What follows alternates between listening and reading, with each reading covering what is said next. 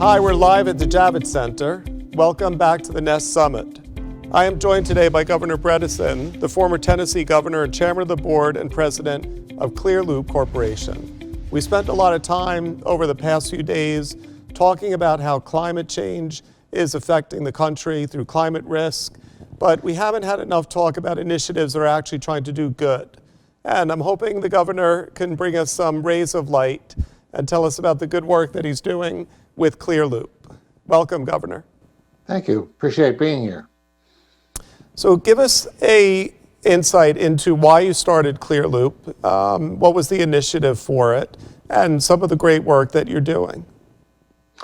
Yeah, I think the idea was that, first of all, the electrical grid is far and away the lowest hanging fruit when it comes to really getting serious at scale kinds of carbon reductions in the short term. The technology is there. It's a quarter of all emissions in the United States today, over that. And so finding new ways beyond just PPAs and the kind of classical things to enable companies who want to step up and do their, and do their part, finding new ways for them to do this was kind of the idea.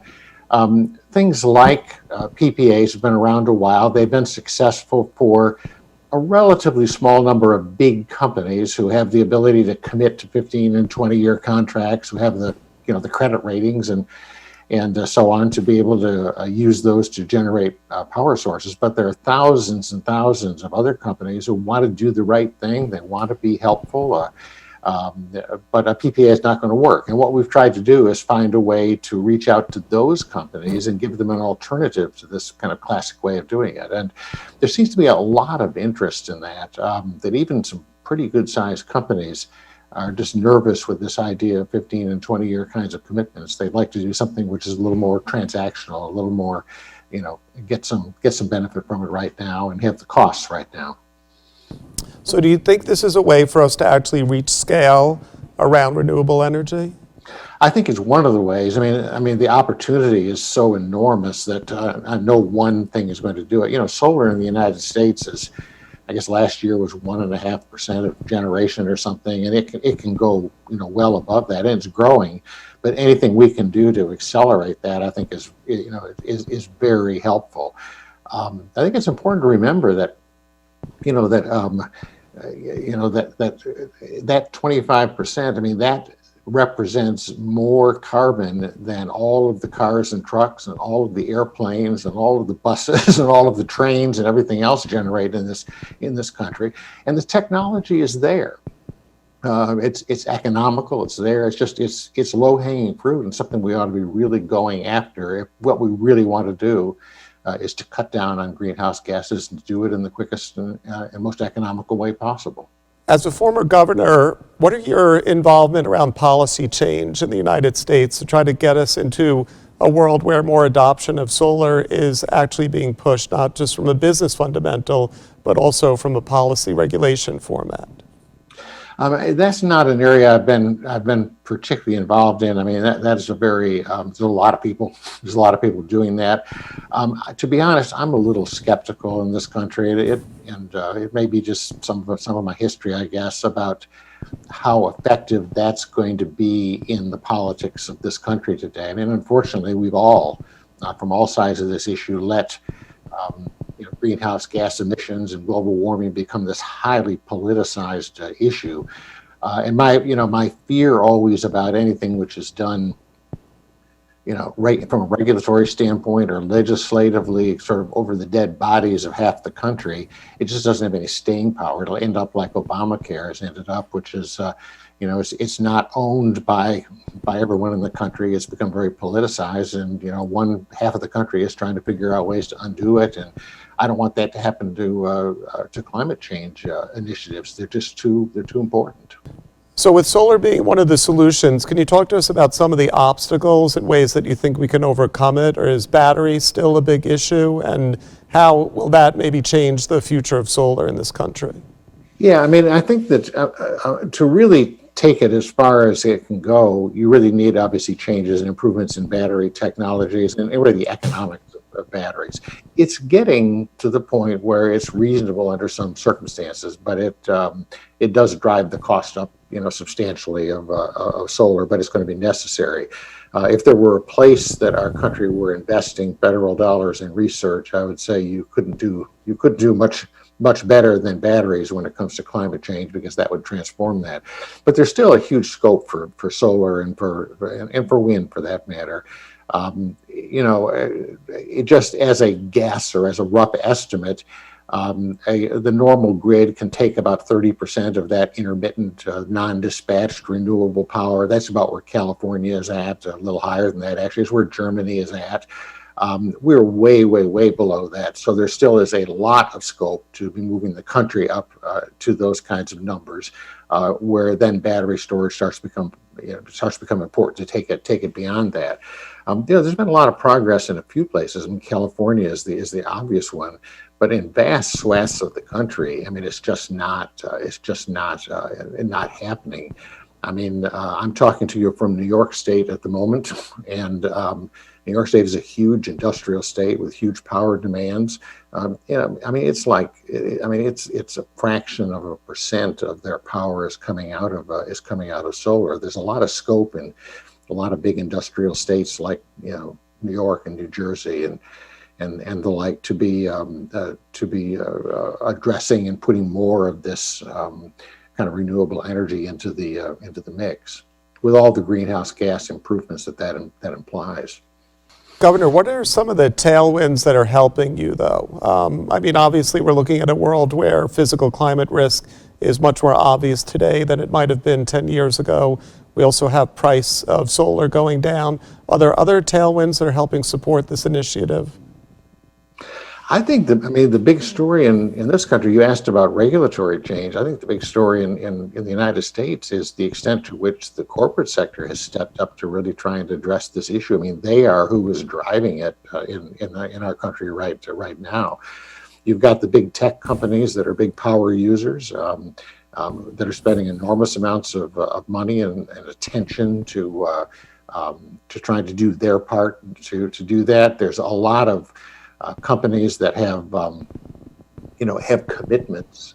They're just classical, regular Fortune 500 companies that have commitments to try to reduce greenhouse gases. I think, the challenge for all of us, who are doing things like being at this summit, is to find some new and good and innovative ways of doing this, different financing mechanisms and some tools that they can use. Now, most of these companies, they're not in a position to, hire a team of experts to help them work through these things. So they need some help from all of us who care about this issue in the NGO world, in some of the corporate world, like I'm trying to do with Clearloop. We have a lot we can contribute. Governor, are you trying to raise capital out in the marketplace, or is this more of a private initiative? No, so far it's been a private initiative, and I'm fortunate to be able to to push ahead with these kinds of things. Like anything, as it gets a scale, there will come a time when that has to happen. I started another solar company with two other people back about 8 or 9 years ago now, called Silicon Ranch, which does the classical PPA kind of thing and builds big utility scale solar facilities. And we've gone through several outside capital raising rounds with that. So you have to do it at some point, but so far not. When we talk about solar and the transition, we had on the former governor of Colorado this week as well, and we talked a lot about utility board that he's working on about moving towards net zero. You talked about corporate interest. Is there more and more interest from utilities just in trying to move their electrical grid? Yeah, I think it varies, just like utilities vary. There are some that have very little interest, and there's others that have a lot of interest. I think it tends to be driven by where they have customers who've got that interest. So they tend to be, certainly here in the Tennessee Valley, where TVA is the provider. They're responding to demands from and needs from corporate customers who want to start using green energy, and they want a vehicle to do it with. So it's happening. And remember also that in a lot of the country, in fact, in most of the geography of the country, it's these cooperatives that are really the providers of the power rather than the big municipal utilities like in the big cities.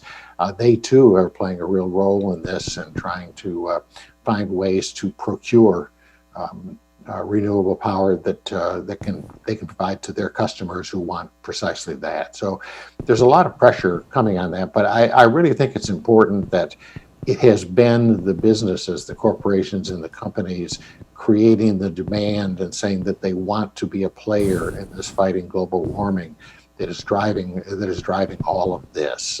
It's their request to the utilities and the cooperatives and places like Clearloop that are driving this, and that's good news. The trend on obviously solar has been for it to reduce in cost over the last few years, way more than I think people initially expected.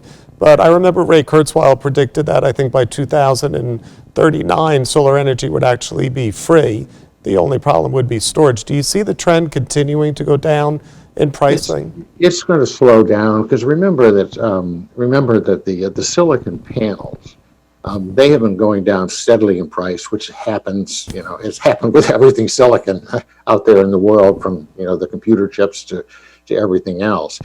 But you're at the point now when you build a solar array that easily half the cost of it is in the land and the steel and the concrete that goes to support those things, and that stuff is not coming down. So there's a portion of it, the silicon part, which I think will still continue to slide down, but it's starting to hit to the point where that's becoming a less and less important part of the total cost of a solar array. So no, I don't think it'll ever be free. I can remember back when nuclear power was being talked about a long time ago, everybody thought that was free power, and it turned out to be anything but. But it is very attractive. I mean, it's a very low maintenance.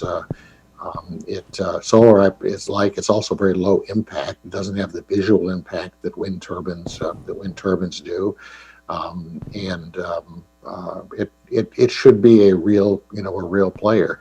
It's not crazy to think 50 years from now that you could have essentially a carbon-free electrical generation process. It would take some technology improvements with things like batteries, but I can't think of any other sector of the economy where you could say that with any clear path to getting from here to there that you do with the electrical generation and the renewable power. And that's why it's so important to focus on it. Are you seeing battery technology start to catch up, or at least the research and money go into it at a greater scale?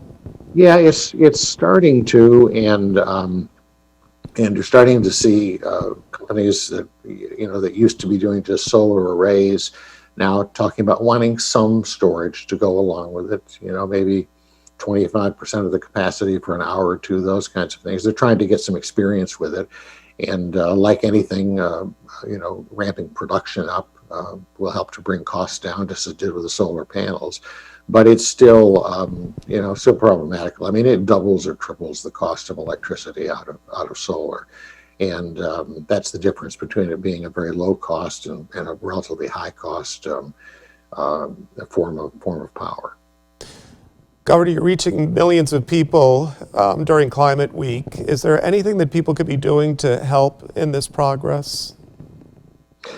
Yeah, I think, I've been fascinated by the extent to which corporate America has really picked up the ball here in a way that our government has not.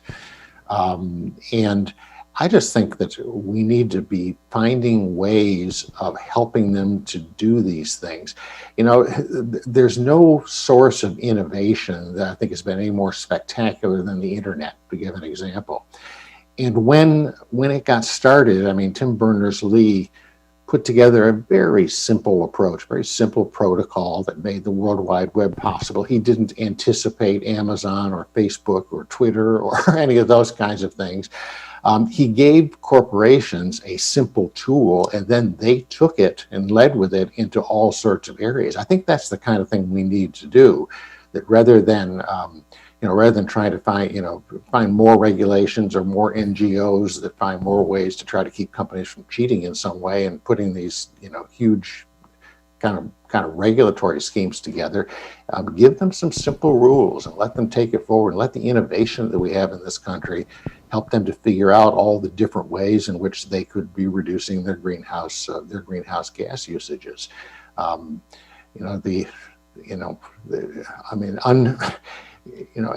Asking a bunch of very smart people out there in this, in the world who really want to do something about this, and trying to help them with, giving them some tools and some freedom to act and use their creativity and innovation, I think is the answer to this problem. Governor, I want to thank you so much for joining Climate Week at the Jacob Javits Center for the Nest Summit. It was a pleasure to speak with you today. Yeah, we likewise appreciate it very much, and looking forward to hearing what everyone has to say this week. Thank you, Governor.